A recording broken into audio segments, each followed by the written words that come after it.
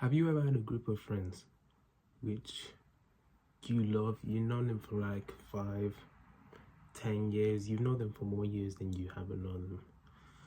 But you start to feel like you're drifting apart from them. You start to feel like the new changes that you're going through in your life, they don't really fit into it. Because not long ago, I went out with some friends. We went to do paintballing and all this stuff. So we were on the way there and we passed by a church. We passed by a huge church. Sorry that I don't remember the name of it, but we passed by the church and then we saw the Pope and we saw a bunch of children around as well and a bunch of people. But we passed by that church, and as we're passing by it, the people I'm in the car with, they're saying, oh, is that Pope Francis? They were saying how he was a nonce, which for those of you who don't know what nonce means, it means like a person who takes advantage of little children, like uses them to like satisfy their sexual desires or whatnot. And hearing them say this, hearing them say that the Pope is a nonce, the Pope is this, that, the third, he's a pedo, he's whatever. And they were laughing while they were making these comments, and I was just sitting there like with a straight face because it wasn't funny. It wasn't funny. It was, to be honest, it was disgusting. It was a disgusting thing to hear. It wasn't funny in the slightest. It wasn't entertaining. I could literally just sit there and listen to these people just calling this Pope that they've never met in their life a nonce or a pedo or whatever. Whatever he may be, whatever he has done, if he has done anything, we have, as human beings, we have no right to comment on it. Because the only one who has the luxury of judging is God. Because we all walk around the earth as imperfect. We all walk around the earth as people who do wrong every single day. Does that make targeting young children, taking advantage of young children, a good thing? No. But it doesn't mean that we can just be quick to point out something that another person may have done.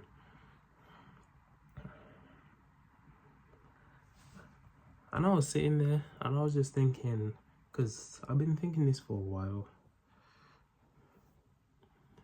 I love these friends and I enjoy going out with them.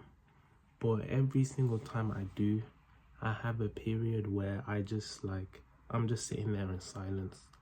I'm just sitting there, just like thinking maybe I'd rather have stayed home. Like, I love these friends, I love being with them, but sometimes I feel like I wish I just stayed home, because I don't want to risk being influenced or being in a playground of sin, if you know what I mean.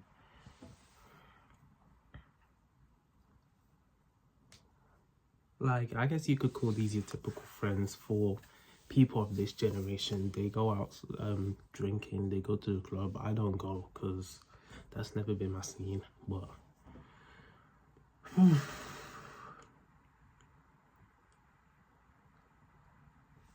but when I'm around these friends, I would sometimes, as much as I love them, I'd be lying if I didn't say that I don't get like a guilty feeling. I don't get a guilty feeling every time I hear them swear, just say something about someone else, talk about girls, talk about drinking, whatever. Even playing like certain types of music, I have to just pretend that I didn't hear it, or I'm just on my phone, just even though I'm hearing every word they say. I have to try and distract myself so that I don't take it in. But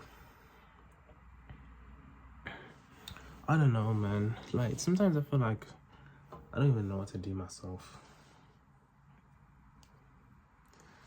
Like, it's hard because the people around you are not always going to be the same as you. They're not always going to be able to understand the changes that you have gone through, especially when they don't know the full story. Like, I was asked literally yesterday, they said, how come I never see you outside? How come you don't come outside? I know that coming outside, if that's like the world's definition of it right now, is exactly what the world wants from me, is what the devil wants from me. He wants me to be tempted by smoking, drinking, which I'm not going to say there's nothing wrong with it, but it puts you into a state where you don't necessarily belong to your own consciousness, because there's no way you can tell me you can get high or you can get drunk and mentally you're all the way there, you know. So I don't think and for me, I know I can never risk being in that state, because it just wouldn't make me feel good. I know myself, and I know that it just wouldn't make me feel good. But I don't know, I guess I just feel kind of lost. But to resonate to the people who feel like your friends don't understand you anymore, I just want to say that it is okay. Like, I don't want to ever feel like I'm betraying God. I don't want to ever feel like I'm turning my back on him or putting the world before him. But I don't know how to go about it, because like, you've had friends who you've known most of your life. Most of them you probably grew up with. But these friends, I don't know, they're not necessarily taking you in the right direction. He who walks with the wise shall become wise, but he who associates himself with fools shall become fools. So, using that, if anyone's watching this, I just want to say to be careful who you associate yourself around, because you don't want certain people leading down a bad path.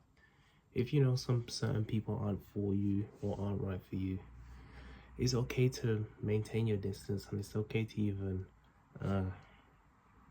cut them off, as you should say. I know I sound like a hypocrite saying this because of the situation I just talked about, but hopefully most people will be stronger than I am. And hopefully those same friends, I will continue to pray for them, and hopefully they can find God in a similar fashion to the way I did, to the point where they can stray away from certain things, certain worldly things, and focus on things that are more spiritual. And they can also walk the narrow path.